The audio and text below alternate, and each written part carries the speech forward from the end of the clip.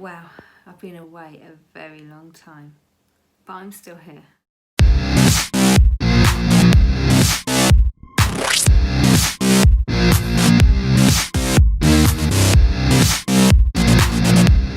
I've wanted to make this video for well over a year now, and every time I've come to do it, it wasn't the right time. I'm looking crap, and you know what? I've just finished a workout and I'm all sweaty, and I thought about it again, and I just thought, oh, just do it. It doesn't matter, just do it. So here I am. I think I last posted in March or April last year, so well over a year ago, and it was about how I'd been diagnosed with breast cancer and how I was dealing with it. And at the time, I think I just had my lumpectomy, which was an operation to remove the tumour. And I had all these drains, and I was just coming to terms with it. It was just also very surreal. And what followed, obviously, from then on was 6 months of chemo, and then I had a month of radiotherapy. And here I am, out the other side. My hair's growing back, as you can see. It's actually been cut once as well, thanks VIP. And I'm cancer-free. Most importantly, I'm cancer-free.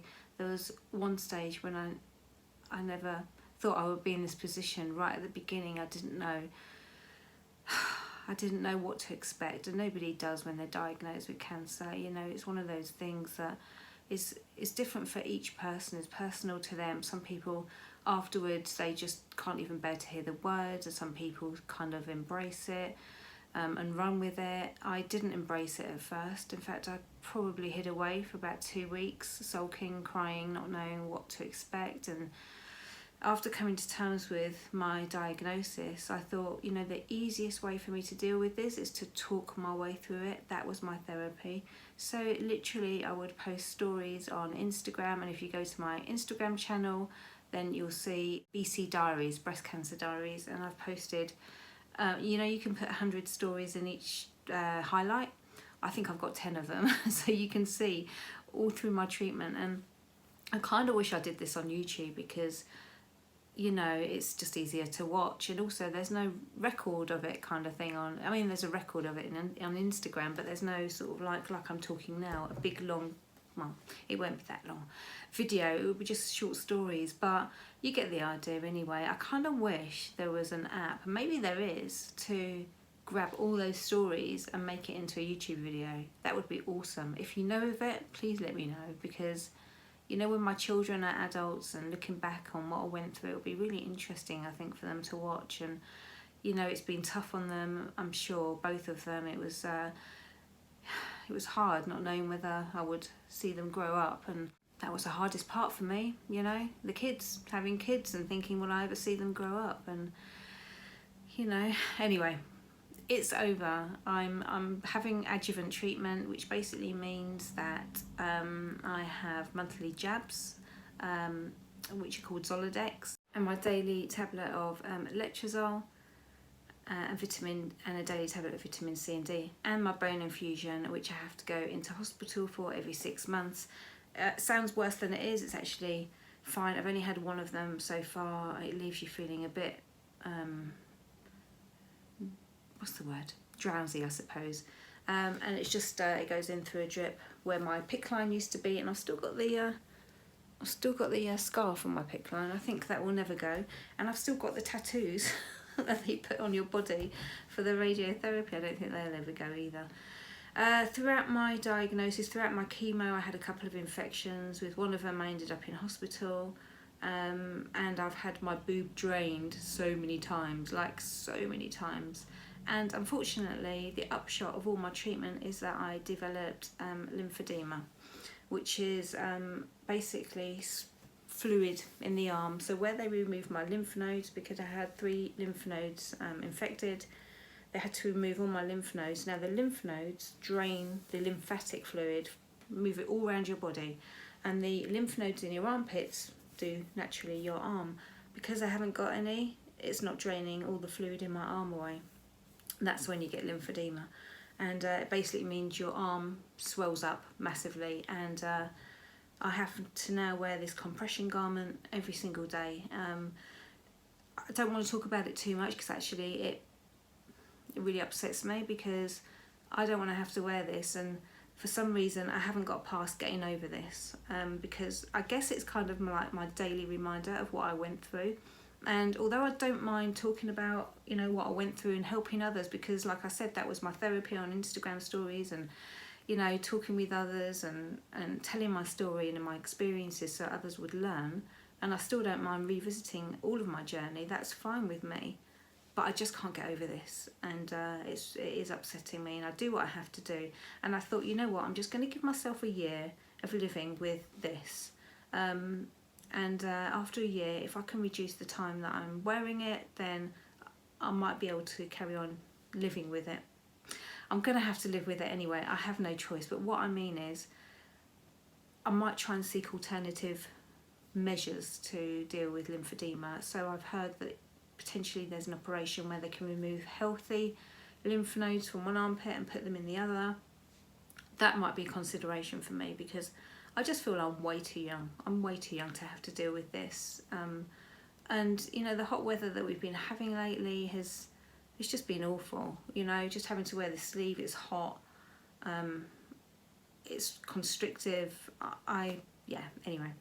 So that's the upshot of all my cancer treatment. If I can get rid of this or deal with this, then, you know, I'm on the home run. But I am. I mean, you know, it's great. I'm getting my fitness back. My health is back now. I've just got to get fitter, stronger every day. My life has changed quite dramatically in the last year. My friends and my family have just been my rock. You know, my family has just been so supportive. That was one of the things that I found hardest to deal with when I was diagnosed with cancer. It was the guilt. I couldn't help it. I just felt immensely guilty that I was doing this to my family, because I thought, if that was, you know, someone else, like, you know, one of them, how would I feel? And you feel like your hands are tied. You can't do anything. You've just got to let it ride out, see how it all pans out. And I felt so sorry for them not being able to help me, but they did help me. They helped me mentally. Be strong, and they were so supportive, and I am so lucky to have a family that is so supportive of me. And like I said, my life's changed a lot in the last year. I got myself it's called the 5-minute journal, and I'll put the link below.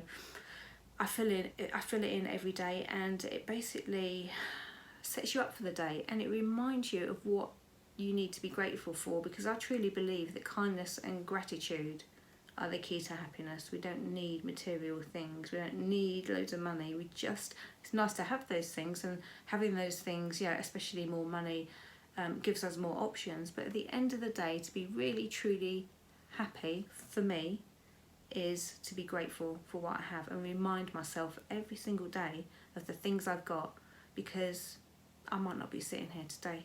Things could have turned out so differently for me, and every day is a blessing to see my family, to live the life that I want to live, to go after my dreams, you know, and yeah, it's just wonderful. So, you know, it puts things in perspective when, you know, you've been through something like this. And I guess lockdown for the coronavirus is a little kind of similar, you know. It's like there's something really scary out there, you know, you're trapped in your house, you can't go anywhere, you can't do anything, and it's a big wake-up call. And I think so many people have just been more creative and have started their own businesses or spent time with their family and really appreciated it. And I mean, it's nothing like having cancer, but it's kind of that wake-up call for a lot of people, you know, is the similar story for me.